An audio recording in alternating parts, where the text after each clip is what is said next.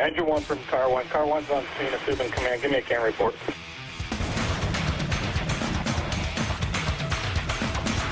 What's going on, everybody? This is Mike Goldstein. Stickers of the CAN report.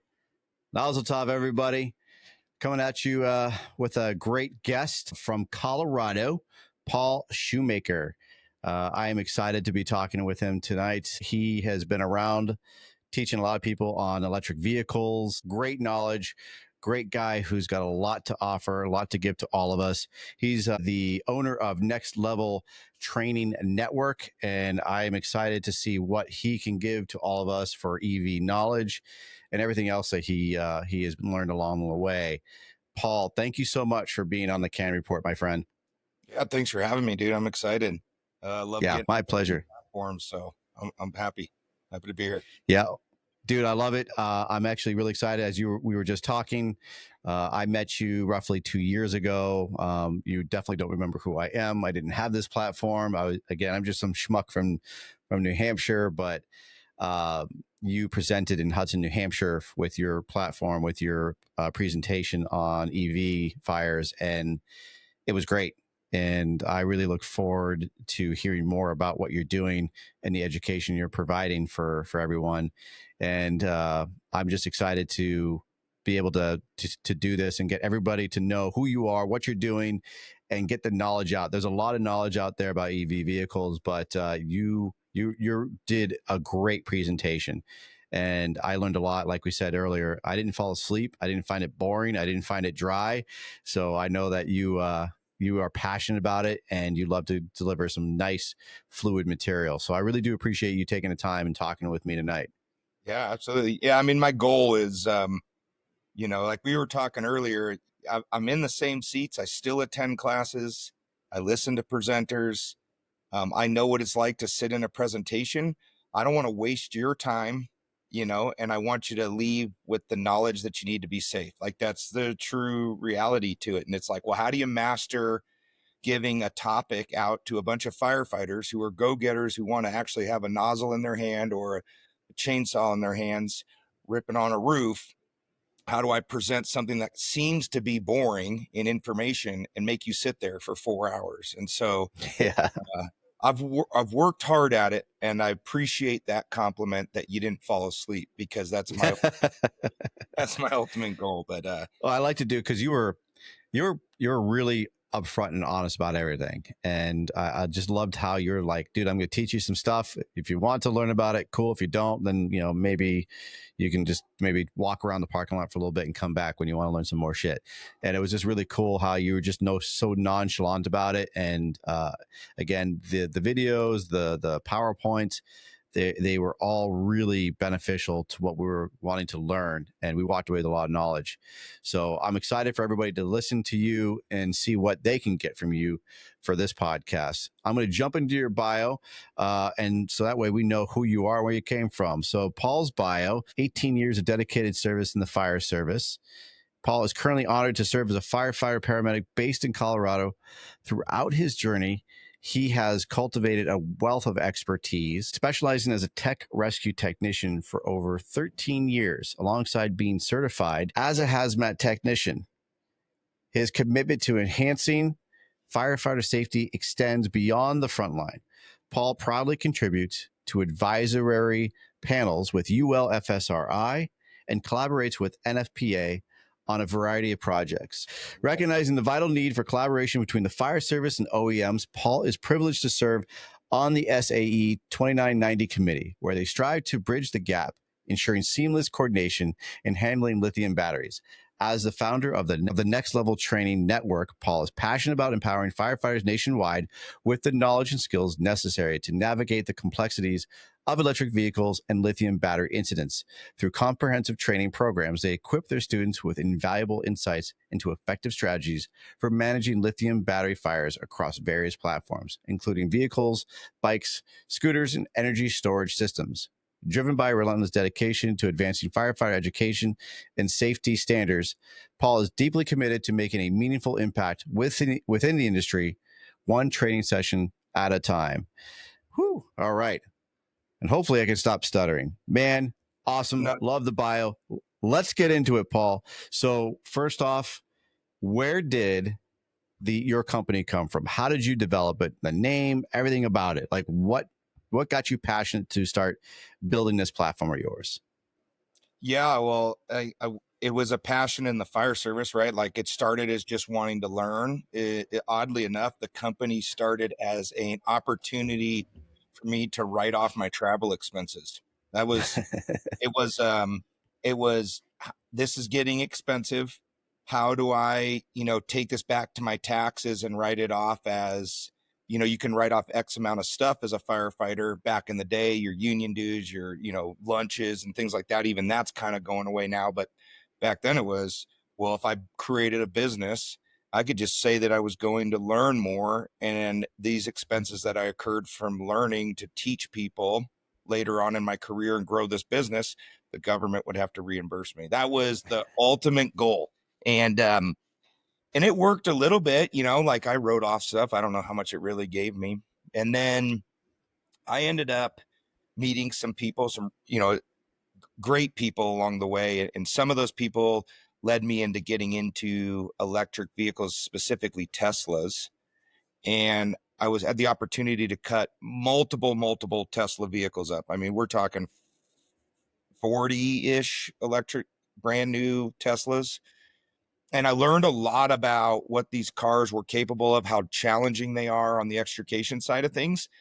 And when I started to go and attend my own extrication classes with people, where I was the student and I was learning, I started seeing instructors teaching old methods and methods that I was thinking in my head, that is not working. I just cut into all these Teslas, and I know these methods. These aren't my methods. These aren't their methods. These are just methods we've learned for years, and they weren't working on these Teslas and these ultra high strength steels. You couldn't cut in certain areas because there was orange cables. And I'm thinking in my head, this is when the company started to develop. And I started to think to myself, well, if I'm going to write off this business, and I started to get all these ideas that are different than what we're used to. I thought about it's kind of now the next level of extrication that we're starting to see out there in the world. It is not the old way of doing things. It's a whole new way. And I was like, sweet, I'm going to name my company Next Level Extrication, focus primarily on the growth of what's changing in this world. And that's my company to write off my travel expenses. And I'm going to start going to all these different classes, heavy extrication, whatever, you name it. I'm traveling nozzle forward. And I'm like, well, I'm going to go do stuff to learn more about the fire service while taking advantage of it through this company. And so originally that was the company name. It was Next Level Extrication for years, for eight or 9 years. That's what it was.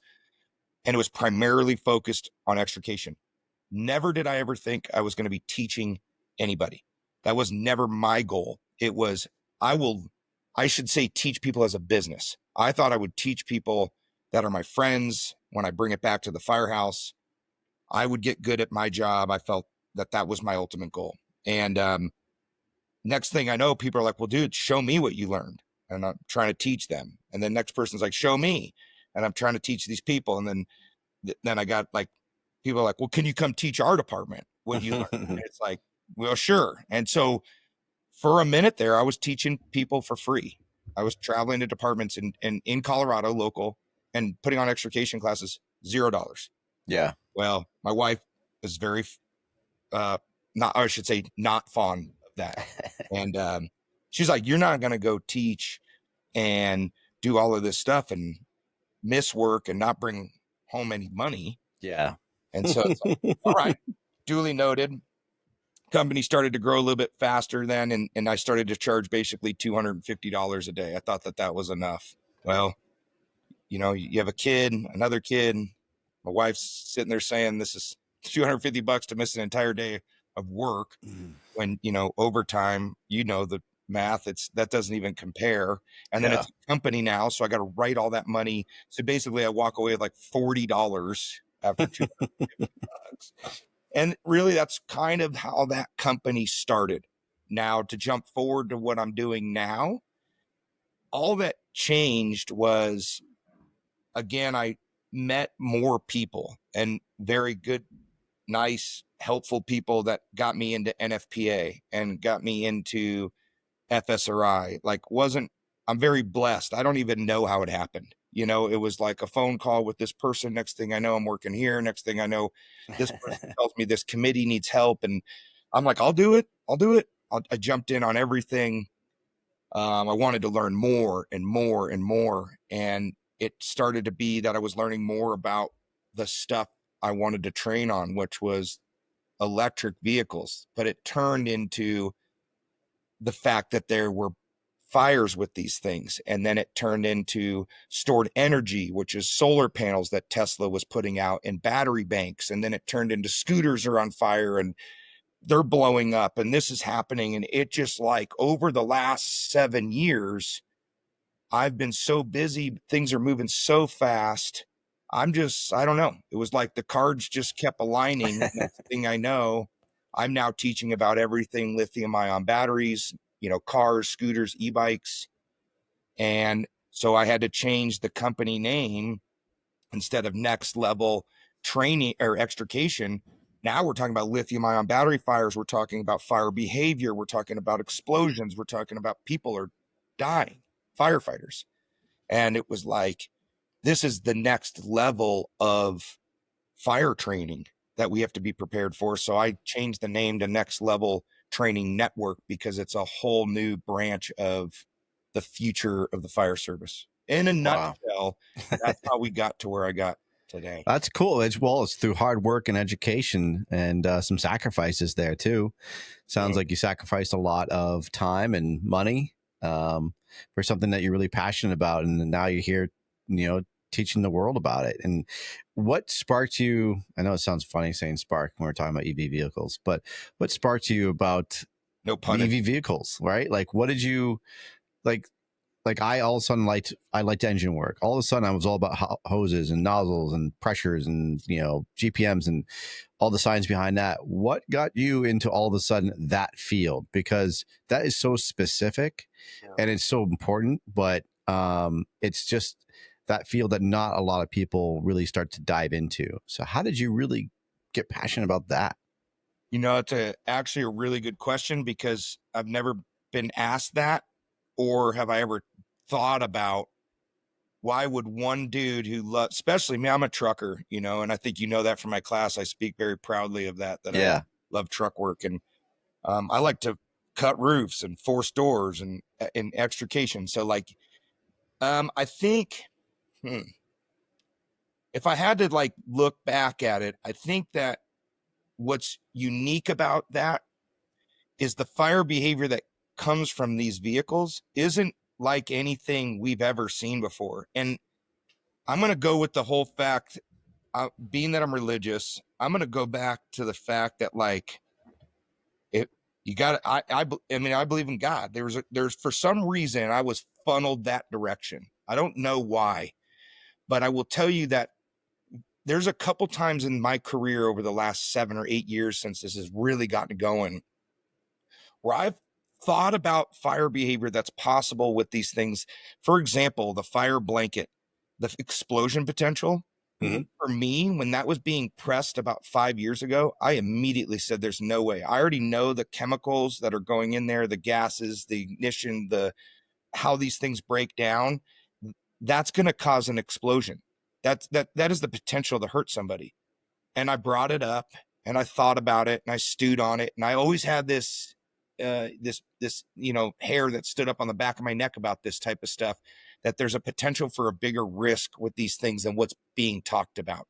And then next thing you know, all of a sudden an article came out, which I knew about because I'm a part of the committee that did this. But as everybody in the fire service is probably watching this when they do, there's a recent article that came out about fire blankets and how dangerous they are and the explosion potential. Well, the tests that we did on that was about 4 weeks ago, and the article came out about 5 days after the test ended because they found out it was that dangerous and they had to get that information out.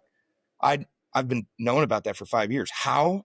I honestly believe it's God funneling me in a channel that's directing me towards the greater of the fire service, which is protecting us and talking about something that somebody's not talking about. And that's kind of what drove me to love it so much. Like if nobody's going to talk about it, I will. I'm going to bring up these hot topics. I'm going to bring up, I'm going to push some buttons and see if it doesn't, spiral up some minds of the fire service. And maybe we start to come up with a plan to figure this stuff out. And maybe that's what's so attracting to me to like that. I'm shooting from the hip here, dude. Because I've never been asked that before, so I don't. I think you did a great job answering it, man. It's just I love to ask those questions because there's so many different fields in our line of work, and that there's all these different avenues you can take, and I'm always curious about why somebody likes truck work or engine work or EV or EMS, or there's got to be something that sometimes it's either a trigger, like something happened to them in their lives that it was really important, so they wanted to either just become a firefighter, or it was an awakening while being on the nozzle, or the fact that they got to cut open a roof and that was just the God moment for them, and all those different aspects in their life. And it's cool to be able to hear your background of you just love the science and data behind it, it sounds like, and it's interesting to you because it is kind of still like that unknown. And I think that's what we're very curious people. And I think like for that science behind the EV vehicles and the fires that's going on with them, I really do think that the science is what's intriguing a lot of people to dive further into it, because it came out so fast, right? The EV world, all of a sudden it was there. And then we're like, how do we battle this now? We only had to worry about combustible engines. Now we got to worry about battery packs. So how are we now battling this? And we're behind 8 ball. Actually, I think you even said it in your presentation. I'm pretty sure that's where I got it from, was you talked about that, is that we weren't prepared as in the fire service to deal with that technology and how we're going to battle. We just thought we could put water on it, and all of a sudden we can't, and they're not going out. So now we got to figure out, we got to play catch up.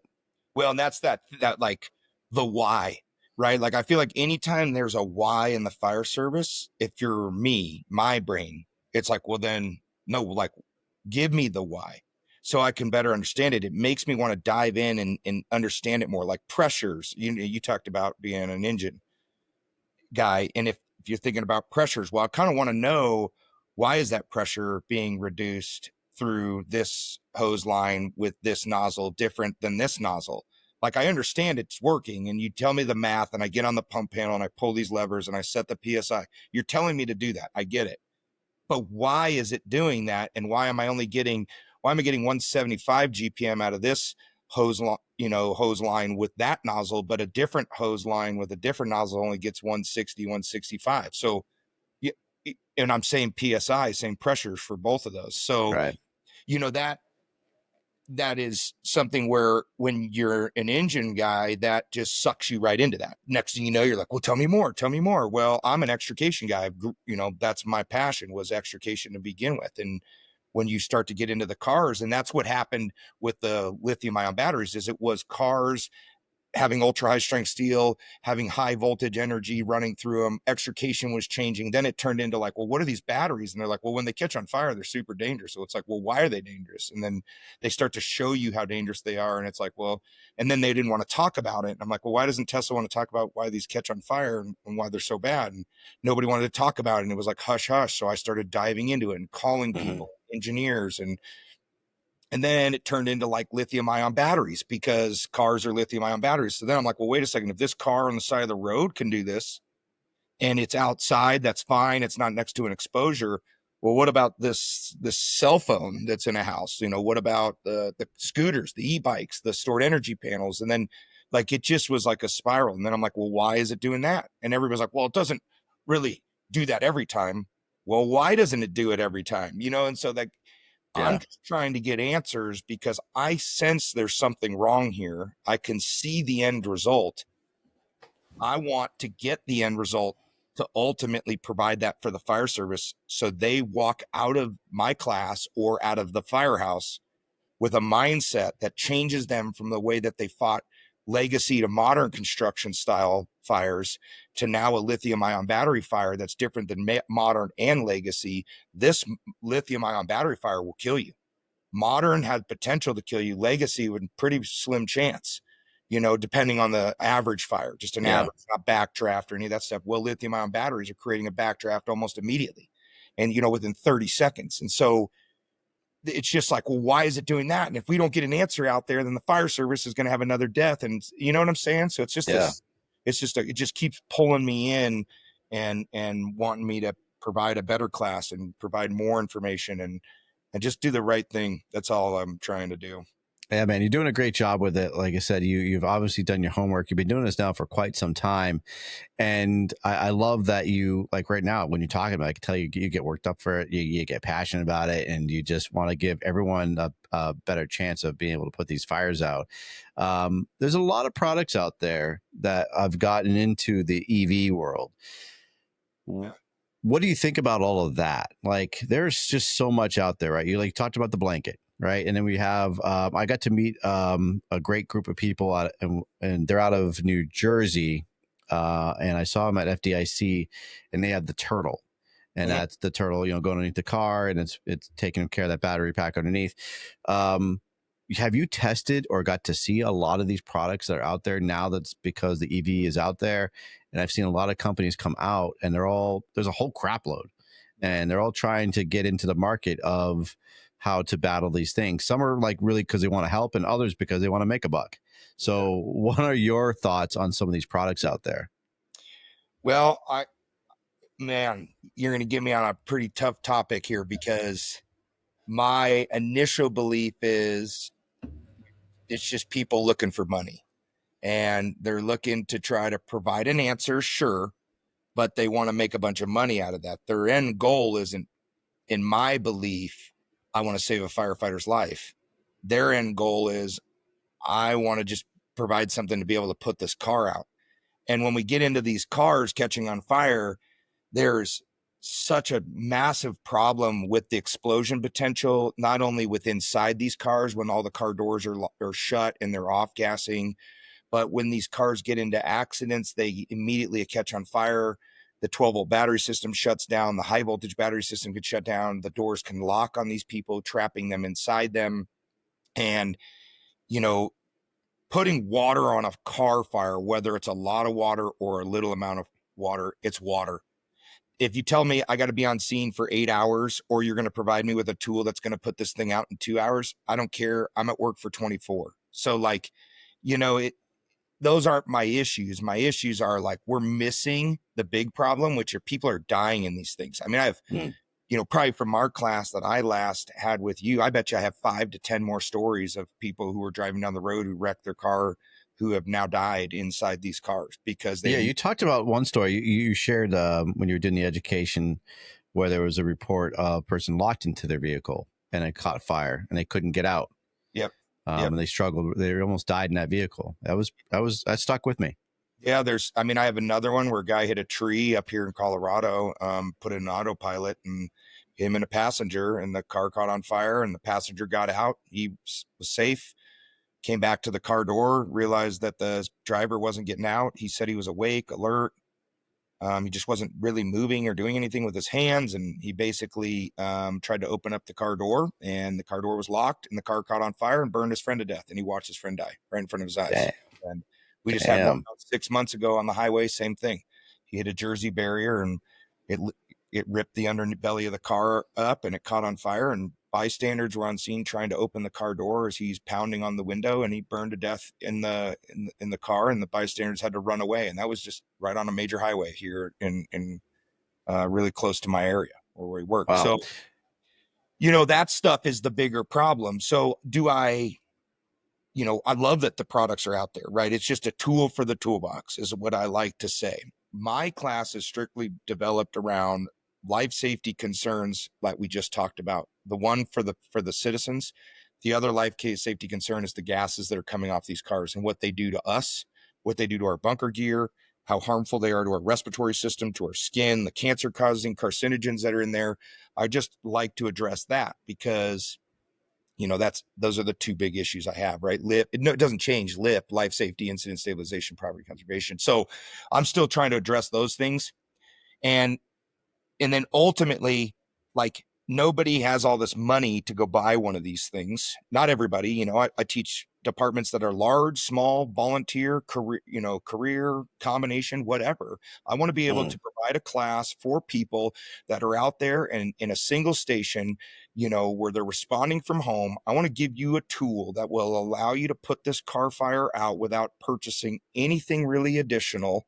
You don't need to have this massive nozzle, something that may require 250 to 400 gallons of water. I want to be able to let you do that with your tender, with your pump that you have on your engine. And that's the class that I strive to push for, is teach them the easy, simple stuff. And then if you want to add that turtle or the other products that are out there underneath the car, then that is a tool for the toolbox. But I tend to side to like the companies more that are firefighters trying to create a solution, because it's other firefighters and I support them. If it's big companies just trying to get in there and weasel their way in there to make a product for someone to buy it, and it, I don't like that. I think they don't look into it. They're not researching it enough. But the firemen that I know that own a couple of these things, I fully support them, because they're firemen doing fireman things, and that's trying to find a solution. And I love it. And I want to support them in any way I possibly can. But like I said, the bigger companies, and I'm not going to mention names of these companies, but they're just in it for the wrong reason. They don't have firefighters supporting them. They're just, the person who's out there selling it is, if you sell this, we're going to give you 20% commission. And like, that's not who I'm going to support in that. Yeah. You're not a bulletin board. No. Yeah. Like that. So, do you get to go to a lot of these labs and do a lot of these tests as well to get your knowledge? Like you said, you go to UL, and I love FSRI. I love what they present. I love the knowledge, the videos. They actually like a lot what you do. They make it really easy to learn. Yeah. I fully support their online educational videos, and that you can get all that knowledge. Do you get to go there and do a lot of that research with them? Yeah, it's pretty fun. Here's the thing about FSRI that you have to think about, is why they're so good. Okay. Because they're very humble in the grand scheme of things. They have very smart engineers. These guys could build anything and make it happen. And what's so cool about that is, like, you couldn't teach a fireman or make a fireman learn how to make whatever they're making to catch it on fire. But what they don't have, they are more than happy to invite in, which is firemen and firefighters, to come there and say, hey, listen, love what you're testing there, but that's not even how we fight fire. We don't do that. We do this. And they're like, really? All right, let's try that. And let's try this. And let's try that. I mean, in my committee specifically, we burn these cars, right? We burn probably, I can't even know now, maybe 40 cars, electric vehicles. Some of this stuff I can't talk about because I'm on a non-disclosure form, but gotcha. One of the things I think I'm comfortable talking about is it's mine anyways. It was the move I hate come up with it. They were trying to extinguish these car fires, and the way that they were going about doing it, I just basically raised a hand and was like, well, that's going to waste water, and we're trying to find an end result. How much water does it really take? Well, if you do the right steps, it takes X amount of water. Well, they basically came and flipped the vehicle. So that's what I teach in my classes. Well, we're going to flip these things with chains, with winches, with grip hoists, you name it, we're going to flip it. And it's real easy to do once you do it. So they basically incorporated that with no questions asked. It wasn't like, Paul, we're not going to do your move and, shut up or whatever it is. It was like, okay, I like it. Next thing you know, they do a test. They bring a forklift in there with some chains and they stick it onto the B post and they lift this car up, and then the firefighters come in and they suppress it. And dude, it like almost went out like you would expect it to go out. And that's why I love FSRI. They're doing the multifamily right now. I mean, they solicited what firefighters would like to come work with us. I mean, what company would ask for help, and what company is so good that people volunteer their time to go there for the better of the good of the fire service? Like, dude, FSRI is great, man. They really are. It's just so cool. And I also love that they put a face to it too. They're not just like, it's not just a lab, white coats, and they're just doing things, and there's no face, there's no passion, not even really passion, but there's just no feeling behind it.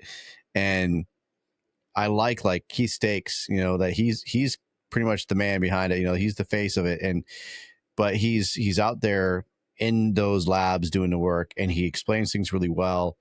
He's out at the conferences bringing that knowledge, and that's what I really like about that too. It's not just something you log on to and then you just do it's almost like vector solutions, right? Target solutions. You log on, you do your education, and everyone falls asleep. They fast forward so they can get their certs, but they're out there and they're at the conferences, and he's presenting this great information. And I went to Pensacola, Florida. I went to County Fire Tactics, and they were there. They had a prop. They had their water mapping prop inside the garage. And I got to see that. We had one in New Hampshire at our academy. And so it was awesome to see that County Fire Tactics.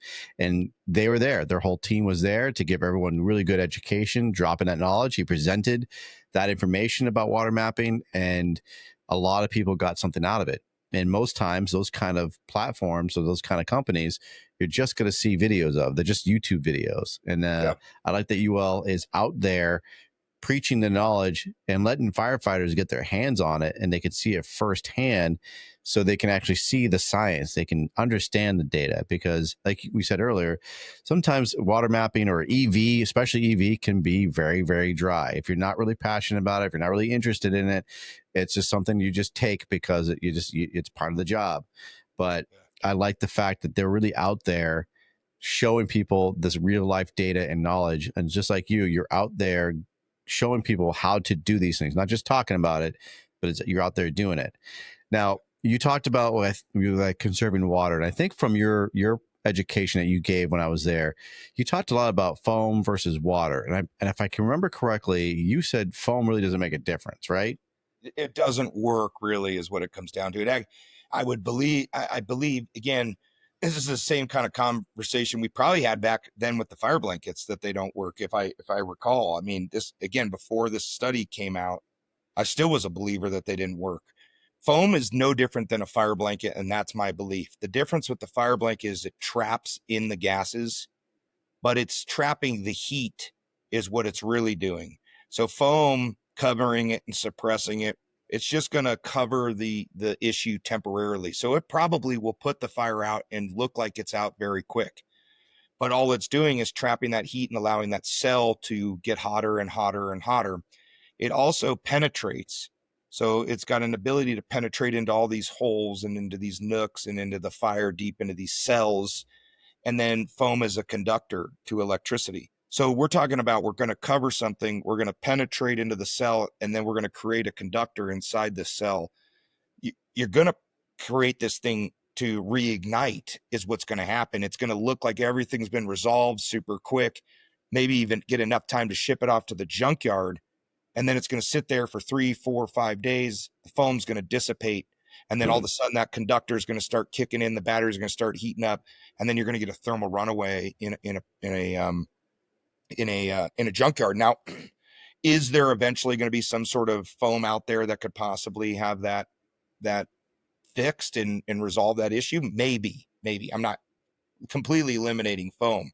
There are companies currently right now doing pretty shady things where they're putting UL on there because it is a UL rated foam. That is true for class A, B, and C fires, or whatever it might be. It is not rated for lithium ion battery fires, but they'll re-add after UL's given the U, the L, and circles it.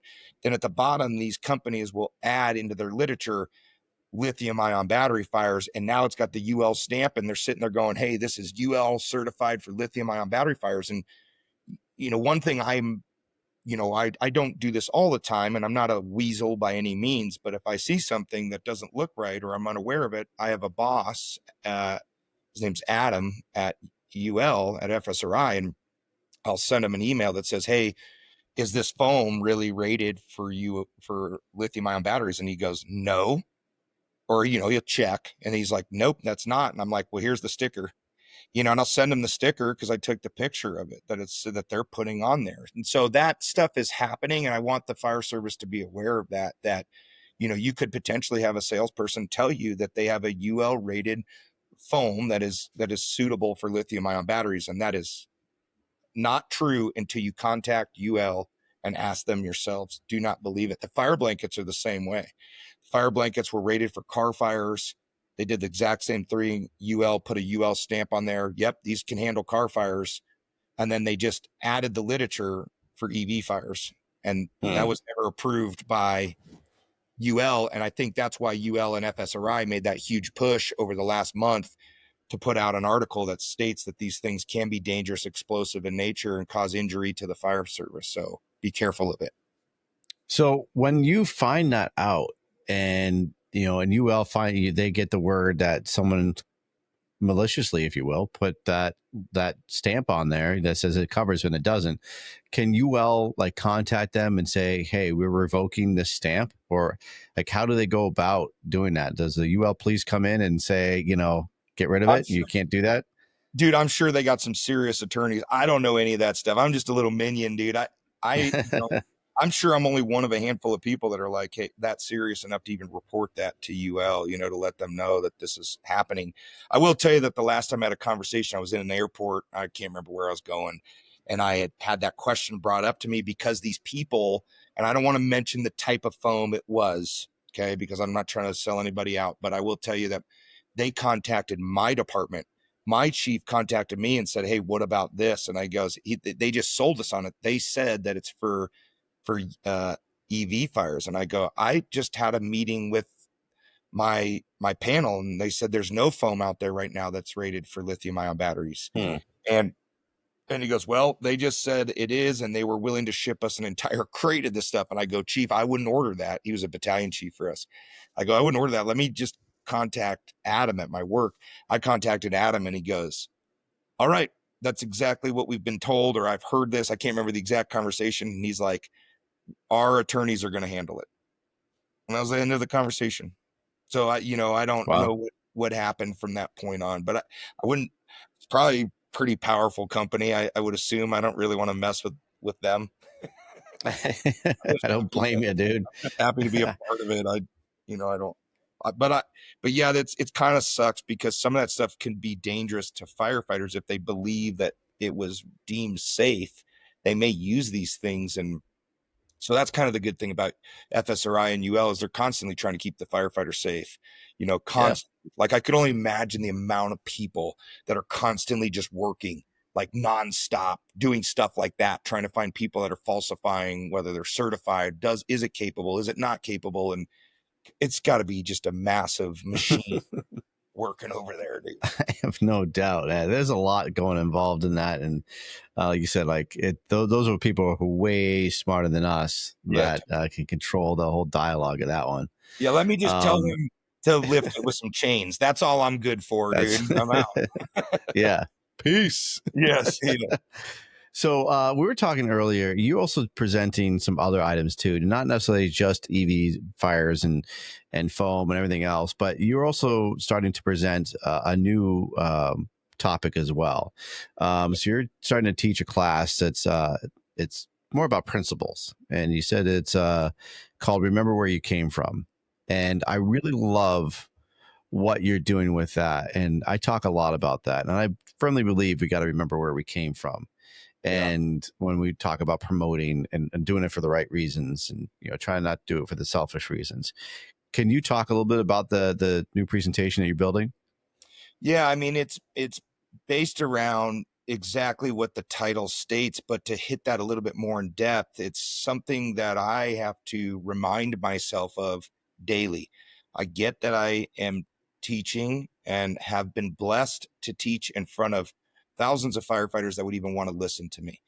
But the reality is as I'm teaching, I have to remember myself that I also have to be a student.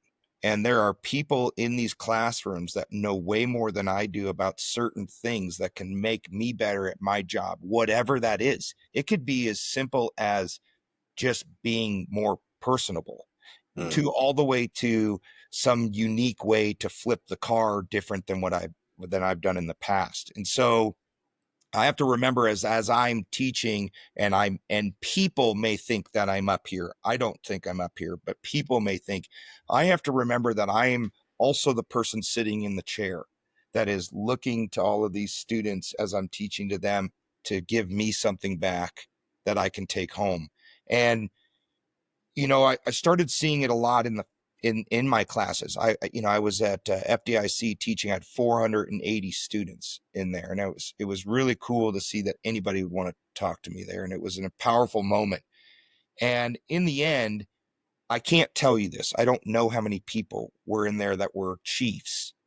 I know there was a couple. I had some very, very nice compliments from some chiefs who emailed me and talked to me and said kind words like you said, but I don't feel that most of them were chiefs, and based on a percentage of the amount of classes I teach and I travel around the country, most of my students are firefighters. They're go-getters. They're down to earth. They just want to be there. They want to get it done. They want to learn something new.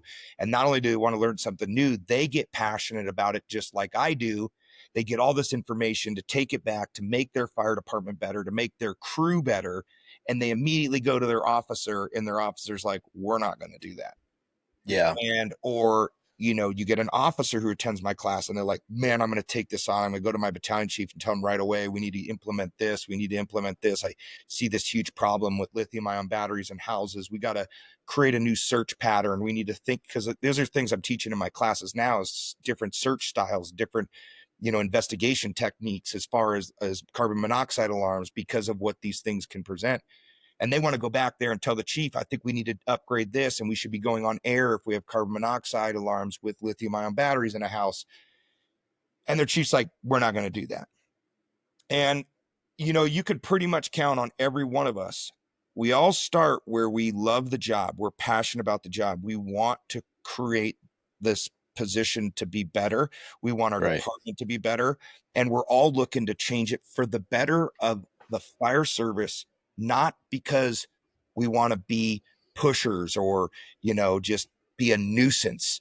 We're doing it because we love it. And if you crush us and bring us back down every time we come up with a new idea, you will find that those people will never again suggest change, and they will become the person that just goes, whatever, I don't really care what we do. I've tried it. They're going to just say no anyways. And one of those things could be enough to save your life. And you just got to push harder and harder. And then you piss them off more and more and more. And eventually they fold and they go, okay, whatever you want. And you got what you want. It saved, you changed a policy, whatever that was. But what did it need to be that difficult? Did it need to be that hard? And there's only 4% or 5% of those firefighters that are pushing that hard to change a policy, pushing that hard to get new nozzles on their rig, pushing that hard to change out their hose because of the friction loss reduction with the new hose versus the old hose. It's lighter, it's not as heavy. All of these things, they're doing it to move faster, to get the fire out quicker, to save somebody's life. But as you promote, you tend to forget where you came from. You now all of a sudden wear a different colored pin, a different badge, your gold versus silver. And now the sun, it's just no. And you don't want to go do the work that I'm trying to change and make things better for us because you think it's me. You think I'm doing this for me. And it's irritating to you. And that's the reality of what this class is to embrace change, embrace that individual that wants to push the envelope. Because if you push that, and this is so cliche, then the bird's going to fly, and they're going to fly forever. And you probably will never have to really stop them. Who would you rather have on your side? The dude or the chick, the firefighter that just wants to push into that fire, and I got to grab them on their SCBA pack and pull them back and say, hold on a second, we're going to go in there, let that thing flash real quick. Now let's go do our search. Or do you want the person that's still back at the rig? They haven't even got their bunker, their SCBA on yet. And you're going, dude, let's go. And so it's so much easier to have the person that wants to fly, let the bird fly, than it is to try to pull the mole out of the hole. Like that, to me, is a no-brainer. But I will tell you, I watch it so many times and it's so frustrating. I don't have any chiefs attend any of my classes, hardly any, in a percentage wise compared to the amount of firefighters. And this is a topic that can only be changed at a level that's going to save a firefighter's life by a chief. That's the only way it can be changed at that level. And company levels, those individuals who attend my class, they're going to change the way they search now. They're going to change the way they investigate. But you're not going to make a cultural change in your department without a chief being there to allow some changes to those policies. And so that's when this was like, you know what? I think I want to start to teach a class, and start to embrace this culture that we're starting to go away from at such a high rate that I'm concerned with what's going to happen in 10 more years in the fire service if you keep shutting all these firefighters down that are proactive and getting after it and trying to make this place a greater place. I love it, dude. Like, I didn't want to interrupt at all because there was like so many amazing sound clips in there. Because I mean, you're literally like saying what I'm always thinking, and there's a lot more of us out there. There's a lot of us out there that believe in that same statement, that we are wanting to do things to make our service better, to make our department better. And it's not about like glorification of ourselves, of like we know everything, but we want to make the job easier for ourselves and for our brothers and sisters. And, like when people ask for a certain kind of hose or nozzles, it's not because it's the coolest thing out there. And, and because Colorado's doing it, I want New Hampshire to do it. It's because we know that things work. And because the classes that we take, we're hoping that our departments and our chiefs will believe in us, that we have that knowledge now to give to them. And I had a great conversation with A.B. Turin, and we talked about that. Like you have a suitcase and 20 miles outside your department, and they're going to believe in you. But within your own home, sometimes they don't believe in you, and you have to have an outsider come in and give that same knowledge that you just got from a class that you took. Like if I went to go see Paul Shoemaker and I have all this knowledge about how to attack an EV fire, is my department going to believe me? Is my department going to have faith in me to deliver that education and tell you, hey, we're doing this kind of wrong. I'm going to show you a better way. Because that's what they invested that time, money for me to go to this class. And sometimes, a lot of times, we're spending our own money, right? We're paying our own airfare. We're paying registration fees to go to these classes because we want to be better. We want to be able to provide that knowledge to our departments. And it's frustrating for a lot of people out there when they do that and they come back and the department's like you just said, no, we're not going to do it that way. We have our way to do it. And you either get on that train or find another one. And that's really difficult. And I've come up from departments like that. And it definitely is demoralizing. It takes that passion away from you. And how do you expect people to have buy-in when you tell them, no, I don't care what you just learned. It's all BS. And we have our ways of doing it. And, they might tell you their why, but when you actually have that science and data that you just got new stuff, because their why might be dated material. And I think that's really important that a lot of people forget, is that the departments will say, yeah, we do it this way because, but that why and their data is like 20 years old. And then you have a firefighter that's got fresh new data that's literally 7 days old and they bring it and it just dies on the floor because that department doesn't want change. Well, you literally, out of all the jobs in this world, all the jobs, I would have to say the top 5%, like our job is in the top 5% for the most consistently changing jobs. Consistently. Like you can never, the day that we've always said this, every firefighter says that the day that you think that you know everything's the day you need to retire. Yes, That's sir. not just that's a statement, because the houses are constantly changing. The roads are changing. The cars are changing. Your planes are changing. You got ARF, you got trench rescue, you got all these things are changing. The technology's changing for how we fight or handle all of those issues. And so you may be great at rope. I was TRT for years, and we had this new guy come into our fire department a couple years back, about 7 years ago, and he's way more dialed in than any of us were on ropes. He started implementing new things about ropes, and it was like, well, hold on a second. We've never seen anything like that before. It's completely changing, even though it's the same pick-off situation. We're now doing pick-offs with different technology. So we have to now learn it that way. And that's the thought. And so how, when you get to the top as a chief or a battalion chief, do you feel that it's even at all necessary to tell someone to stop pushing the envelope or to keep your mouth shut? And if that's the true way that you feel, is you want me to keep my mouth shut, and I'm not speaking specifically about me and generalized, then it's probably time for you to retire, right? Like, because then you're not willing to listen to the fact that we have change. I want to be a chief. I do want to be a chief someday because of how passionate I am about this. But one of the things that you brought up and I wanted to address was my thought as a chief when it comes to training is, I am going to pay for you, but here is my expectation. You will come back here and you will put on a class. I'm going to already schedule you out on the training calendar. You're going to have 2 weeks or whatever, however big your department is, and you're going to have to teach everybody. So do you really want to go to that class and learn?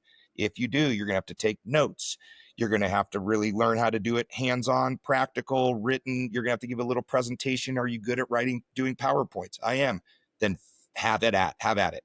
You're going to teach this next class for me. Now, I believe that you can do that to the same individual year after year after year? No, you probably have to spread the wealth and let other people let their wings out so they can fly, right? But if you don't pay for these people, I'm not going to mention, we had a chief that worked for us. He does not. Right now, we have probably one of the best chiefs in the world. Like, in my personal opinion, our head chief is unbelievable. Our assistant chief is unbelievable. But this is an older chief, quote unquote, said, why would I spend money to invest in you? You should want to spend money to invest in yourself. That's exactly what was said to me when we asked if we could get a training budget so we could try to go to some of these trainings, because we do have to fork it out of pocket and pay for it ourselves. And I thought to myself, that's the day I don't like you. Like, right away, I was like, yeah, I don't like this guy at all. He really not much he could say at this point for the rest of his 5 years he spent with us, where I could ever look at him in the face and be like, you really care about us. No, I still respected the man and still do. I mean, he's a chief and he worked hard to get where he is, but that just is not probably the best thing to say to somebody when you first met them. And that was at a table of dudes that are type A personalities that are on the TRT team. We're at our TRT station. We have a heavy rescue. And that was the thing that he said to all of us. That just kills it. And you're like, well, screw it. Then I'm not going to bother to do any of it. And I had my previous department I worked for, I almost had that same statement where we happened to be talking about the education that I had and the classes that I took. And my chief just said, well, you just did it for yourself. You didn't do it for us. And I kind of battled him on it. I'm like, no, what do I get? What do me personally get out? I'm not going to hoard it. I'm not just going to take a class to take a class. I want to be able to teach this. I want to be able to be valuable to our department. Yeah. And he made it sound like it was just a selfish reason why I was taking classes. I took a swift water class. And so I took 1 and 2, and I was really proud of that, because granted, where I live, we don't have a lot of swift water, but I wanted to be able to get on a team and provide those services in our general area. Plus, if the situation ever calls for it, you would now have somebody who can help you in that field. And it's not just swift water, it's ropes and everything else that goes along with it. And he just said, that's just for you. You did it for yourself. And it had no benefit to our department. Man, that was a buzzkill. And I was like, wow, he really cared about all that energy, time, and that I spent to do this, to be completely unappreciated. Yeah. And there's a lot of them out there. Again, there's really good chiefs. Like, I'm very blessed for the department that I'm on now. The new department I joined, like you talked about, like, if you're a chief, you're going to tell your guys, if you want to go to these classes, remember everything, write it down, take a picture, because you're going to be teaching it. My department does the same thing. We went to FDIC. They paid for us to go to FDIC. The stipulation was, you guys are going to bring that back. You are going to be teaching classes of anything that you took. And we were fully aware of that. And we want to do that. That's why we took the class, because there was classes that I took that I know we can improve on in my department and around the state.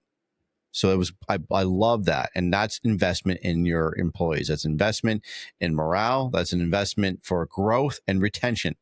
And when you have chiefs, it really, I think it comes down to when chiefs say things like that, it's because they're threatened. It's because now that growth is going beyond them.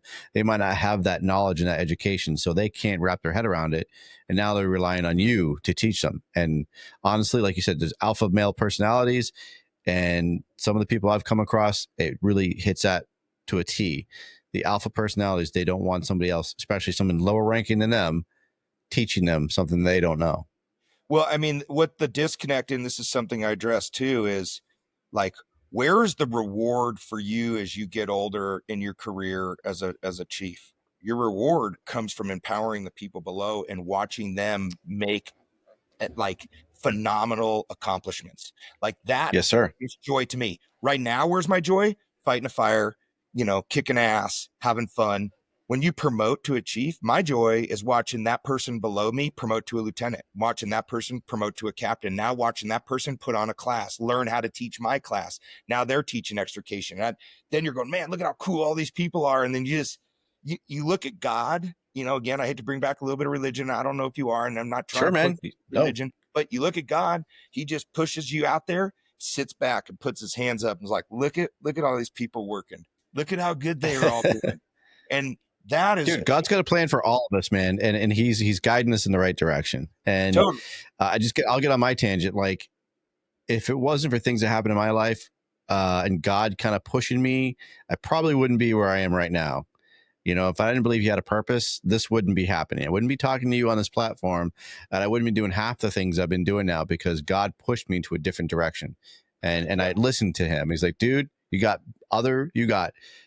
have potential. You need to follow it. And I'm going to show you the path. And he did that. And it guided me to a lot of great people, and being able to talk to you and be able to travel. And we're all in the right direction for a reason. And it's amazing what he has for our plans. Well, look at that as a leadership thing, right? Like if that is God transitions into chief and chief transitions in battalion chief, and then battalion chief transitions into captain or lieutenant, you're now a captain of a station with 4 people in it. You sit back. You still have to do stuff, but you sit back and watch them. Hey, listen, guys, today I would like to do a search class, but I want you to teach it for me. You think you could come up with a cool plan for what we can go over? And then I'm going to be the student. I'm in on this. I want to search too. Teach me something different that I've never done. You're becoming a leader as you grow into your career. You are now showing your value to your employee, which happens to be your firefighter below you. And when you show value, you will have exponential growth out of that employee. And you'll just see it, like you said, morale will start to tick. You're not going to have separation. Like, when we get together, I always look at like an anthill. Think of an anthill. That is the fire service in most fire stations, fire departments, right? You're just on an anthill, you're cruising around. Nobody's like really talking to each other. They're just kind of running into each other and then cruising over here. You drop one rock on that anthill, and what do those ants do? They attack that rock. Well, guess when we work really well together? When that's a structure fire and that rock is now a fire. We in the fire service get together so well when it comes to work, and we will just crush it. Everybody gets their job done. We stretch hose, we force entry, we do all these things. The problem that's disconnected is where did you come from? We're creating that once the fire is over, we go back onto the mound of the anthill and we just scatter and just start bumping our heads, and everybody's frustrated and nobody's really kind of doing anything on this anthill. And that's not what you want. You want everybody on that anthill serving a purpose and doing something and empowering them for their next mission. And then you're starting to increase that morale. And instead of being on the anthill, you're in the den.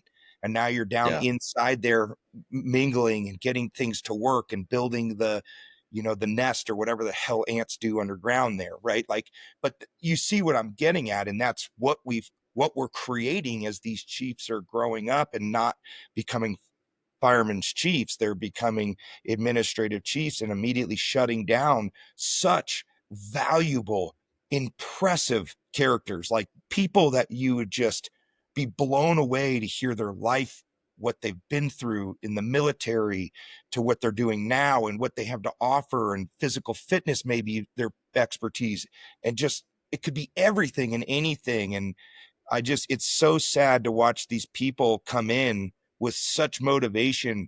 And like I said, you come in with 100% motivation out of 100% of your people, within a very short amount of time after probation, it's already dropped down to 80% with motivation. Within 5 years or 3 years of their career, they're down to 50%. Within 5 years, you're down to, 20%. And after their, 7 years, there's that 7 year mark. After the 7 year, you're down to 5% are willing to push the envelope hard enough to where they'll take a write-up for being so annoying. They'll take a write-up to implement change, Yeah. and that's it. Yeah. And then in 7 years, you lost it. Yeah. No, you're not wrong, dude. I love the way you put that down into numbers, dude, and that totally makes sense. And you're not wrong at all. And again, I've seen it. I've been there. I get to talk to people who actually have had the same issues, and obviously, it sounds like you've been there as well. And I love that you're now branching out and giving that presentation as well, not just the EV side of it, but now you're doing leadership courses, and I think that's really important. And obviously you're talking from experience, and that's going to carry a lot of weight. It sounds like it's going to wake up a lot of people's minds as well, and hopefully chiefs will wake up and hear this as well. I think we're doing really better. I don't know how you might feel, but I do feel like we are moving in the right direction with leadership. I really do. Again, maybe because I'm now out of a toxic relationship with my leaders and I'm into a good place, but just from what I'm seeing from other people and talking to them, it sounds like we're slowly starting to get that back again. And I think we're starting to get into a good place. Do you think that it's starting to get there and starting to develop into a positive culture? I do, actually. And I'll just give you like kind of a reason why, but personally, I was actually just recently asked to teach my entire organization the lithium ion battery fire class that I teach. And that was like going to be unheard of. Well, with our new chiefs, they're just, my head chief and my assistant chief, just awesome people. And Chief, I can name his name, it's not a big deal, but Chief Hackbarth, who's our assistant chief, basically was like my co-pilot in this. He's like, we're getting your policy signed off, and you're going to teach this class, and I'm going to make it happen, and we're going to work around your schedule. And when I went to go teach it, I thought, well, that's great. You're forcing everybody into it. So of course the people you force are going to have to sit in this class. Nobody wants to hear me teach. Well, within the first day, it was just all firefighters. And I think people were really rubbed wrong by me having to teach in front of them. And I think they got to see my humility. I think they got to see that I'm passionate about it and that I care about it. And I'm not better than anybody. And this is just information I want to give you. And that was it. Mm-hmm. The very next day, people must have, at shift change, told them, I could see their attitudes change, their faces changed. Then this third day, a chief showed up. And then that chief showed up. I said, thanks for coming, chief. You're the first chief to show up. I never even thought a chief would show up to this, unless it was mandated, and the chiefs were not mandated. And then next thing I know, the very next day, 2 chiefs came. The next day, 2 more chiefs came. And then at the very end, I said, he told me it was one of the best classes he'd ever been to. And I said, well, what made you come? And he goes, well, you're the first chief that showed up, who is my battalion chief, put in a phenomenal statement for you and said, we have to go to it. And next thing you know, people showed up to it. And so what I saw there was more that I didn't have the belief that their leadership would have chiefs show up to it. And I thought that they wouldn't want to ever hear from a firefighter like myself. I just thought it would be too low of a level for them. And that was not the case. So it shocked me. But then I start to see stories on social media of like, I can't remember what it was. I want to say it was in your area, where the chief was like in front of city council. And do you remember seeing this on Instagram? And he basically told them he can't put up with the city council funding anymore and how it's affecting his firefighters. And he will not be a chief of an organization that will not let his firefighters be successful. And he resigned on the spot. And that is powerful, because these kids were there and his wife was there and they were crying. But to me, that is leadership. Like, there's a problem. And I'm not saying you got to get to the point of quitting, but I never thought I would see that for a long time. And I do start to see that our chiefs are our firefighters are starting to climb the ranks and become chiefs. And these chiefs are crazy, like Eric from Then Enter Search, right? Wheaton, Eric Wheaton. He became a chief. So you got a dude who's good at truck work, loves the job, such a humble dude, passionate about the job, training people. He's now a chief. Like, dude, you can't even ask for a better chief to be up there that loves training and he's probably gonna empower his people to start teaching. And so, yes, in the long story short here, absolutely, with people like that climbing up the ranks, I think it's just going to get better and better and better. I agree. I love it, dude. I love the message. And I do. We were definitely on the same page. And it's great to hear your insight of it and the fact that you understand what it is to be a leader. And I'm excited to see where you're going to go in your growth. And hopefully you do make the rank of chief to give that knowledge and that power and passion to people who are coming up beneath you. It's awesome to see. And again, I'm very fortunate. I have great chiefs who came up from the ground up, and they right now our administration is very strong, and they believe in the firefighters. They believe in giving us the power to teach others. And like you mentioned, being humble and humility goes a long way. And I think as instructors, as what we do, and we're teaching others, you need to have that, especially when you're teaching your people in your own department. Yeah. If you're not humble about it, if you kind of have an attitude that you know it all, you're especially your own guys to be like, screw this guy. You know, I knew it. I knew he was going to have this ego, this attitude, right? And they're just going to shut off. It might carry to you're going to Colorado, and then all of a sudden, again, you're teaching Hudson, New Hampshire. We don't know who you are. So, like, yeah, if you can have an ego all day long, we just be like, okay, this guy obviously is just very, has his boisterous way about him. But your own people, you're like, nope, I knew it. Paul didn't learn anything, and he's just gonna be boisterous and try to make sure that we all pay attention to him because he wants to be the rock star of the day. And people are gonna get selfish, or the people are gonna get a little jealous of what's going on. But like what you delivered, and again, when I saw you speak, you weren't like that. There's humility to it, and sometimes that is a tough pill to swallow. But I think that's what makes everyone what we're doing very valuable as instructors and very valuable as leaders, is knowing that you're not always going to be right, and that you had to learn the hard way and how to read people and read a room. Well, and try to make passion, try to create passion with humility is hard. When you're looking at an external person, looking at you, I guess I would say, from the outside, right? And so the hardest thing I've done in my career is try to find out how to flip passion into humility, because passion rubs wrong to certain individuals and thinks that you're just a know-it-all, or you're pushing the topic too much, and you're cocky or you're arrogant. It's not it. It's not it at all. Like, I am literally will be the first to tell you if I made a mistake. I'm sorry I made a mistake. Like, that wasn't but sometimes I don't even know I'm making a mistake because I'm so passionate about what I'm doing. I'm not doing it intentionally to rub you wrong or come off wrong. And so, that's probably one of my hardest lessons I've had to learn is, that's the way people perceive me. And if people perceive me like that, ask myself why, and then how do I fix that? Take your passion, flip it in humility, and people will listen. I love it, dude. Fantastic stuff, man. Paul, I really appreciate everything you've talked about today. I love the knowledge you're bringing to the world about EV vehicles and leadership, and remember where you came from. I think it's super important that we all know that, remember it. Are you going to be presenting this new platform anywhere? Are you going to be traveling with that, or is it right now just working in your own area? It's out there. I'm not a salesperson, and so I don't sell it. When people ask me, kind of what am I teaching out there, I tell them my list of things that I love to teach, and that is a course that I express to people. I don't have anywhere where that particular course is booked right now, and I'm really busy with the lithium-ion battery course. I'm completely sold out for all of 2025. I don't have a single day open, and so wow. I'm already booking into 2026, which has been great, and I'm blessed for that. But if people want to entertain that class, I'm all ears. Love to spread I the love word. it. Yeah. So where are you going to be? Where can people find you? You said you're sold out. You're booked up. Where are you going to be where maybe people might be able to see your face and hear what you got to say about EVs?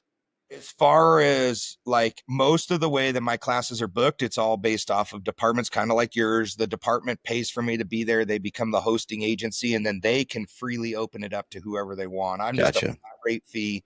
I'm not trying to scam the market, just flat rate fee me for my time. And then you can open it up and charge students to come. Some keep it in-house. They don't want to open it up. They just want their own firefighters just based on the size and the classroom. Sure.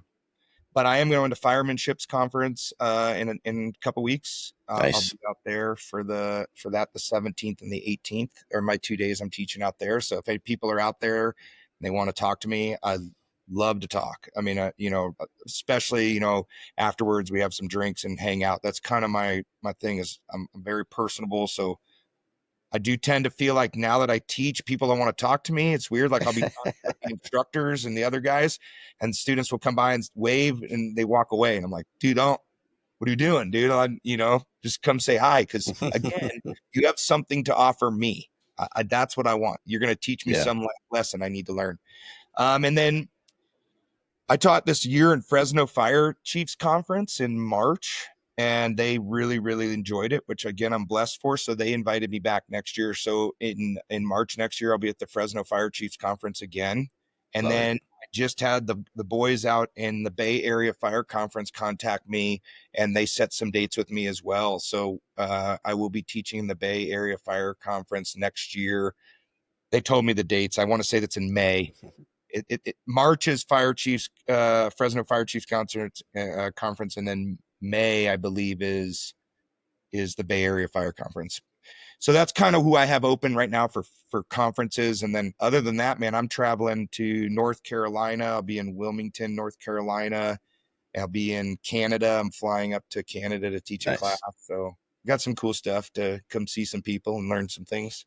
Great, dude. I love it, man. That's great. Making the rounds.